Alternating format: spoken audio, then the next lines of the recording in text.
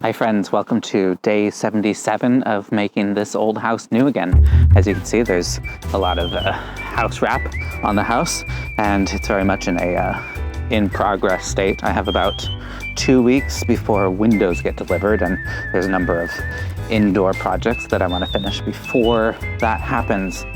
The biggest thing is that there's like this lineup of people waiting on people. Right now I'm waiting for the plumbers to finish running supply lines, and then I can do drywall, and then the electricians can come back and install all of the like receptacles here, like light switches and outlets and such. Today's goal is to tackle this back bedroom here, and I'm just going to try and patch all of these holes that the plumbers and electricians have put throughout the house in order to completely redo the plumbing and electrical systems. So I'll start with this hole right here. There's no power in the house except for just a box that the electricians left. So I'm running extension cords for lights, and it's pretty depressing here. It's like 40 degrees inside and outside, completely dark because there's plywood over the windows. But I'm gonna start on this hole right here. So this is a 1940s house, and it's all lath and plaster. I'll try to get a good shot of that. You can see these are the laths. These are just like wood strips that are running through the walls, nailed to studs, and then plaster is like squeegeed over the top, and it kind of catches in between all of the laths, and that's what holds it onto the wall. So the problem here is that while electricians were pretty neat with cutting these holes, you know, they don't know about lath and plaster that much. So they cut past the stud here, which means that there's movement in this wall now, and that's going to cause future cracking. So what I need to do is cut this all the way back to the next stud so that the wall is properly reinforced. Cut this one back to the stud, and then I'll patch it all with drywall and mud it over and make it hopefully look like there was never a hole there.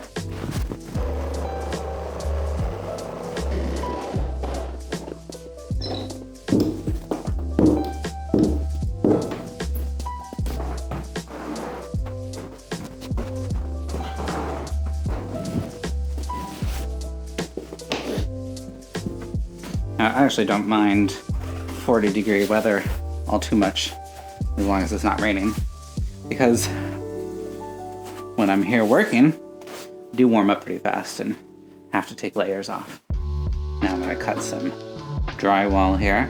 I'll show you how I've been doing that. A bunch of drywall here. I've bought 40 sheets so far, and that did a lot of the work. My little drywall tool kit. I have razor blade, a tape measure, and screws in here. Let's see, I need to measure how big the hole is. 30 by 18. Drywall square is really nice to have. I actually like using it on plywood too. Just score it once along the whole length, and then you can snap it right there and cut it along the back. And I have a like 80% success rate on getting this right the first time. Okay, that is pretty close. I need to add a stud here and here on either side so that I can screw the drywall to it.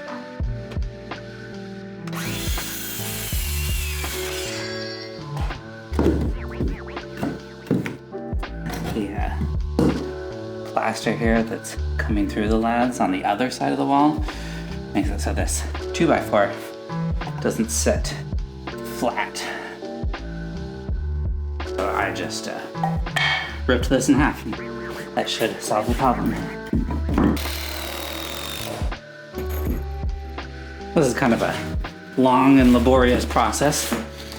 Next thing is I have all of these drywall shims here. This is basically just a piece of paper, a thin piece of cardboard, and the plaster is thicker than the drywall, so I have to shim it out in order to get it close to the same level. Now comes the kind of hard part, cutting around this outlet. And I try to generally avoid specialized tools, but I did get this RotoZip here, which is kind of expensive and only one use. It's really to cut around electrical boxes, but I thought I could justify it because it's going to make it so much faster, and I have hundreds of electrical boxes to cut around. Now, I'm still not perfect at this, but that's pretty good.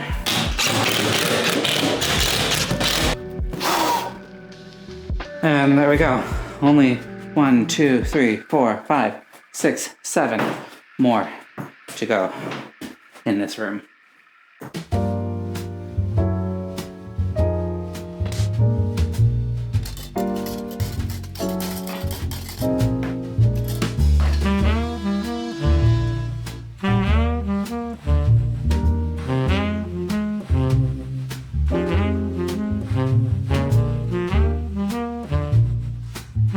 Like 2 o'clock almost right now, and I have to get back to my day job. So I'm gonna wrap up here. Actually did a good amount of progress here.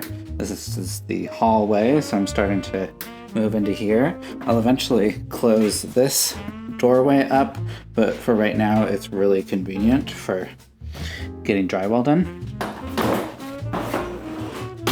So here's that first patch.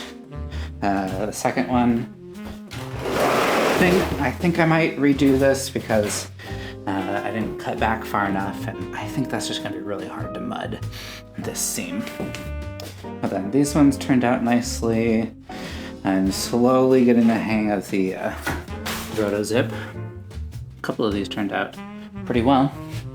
A big patch right there turned out nice, and then a little one right there.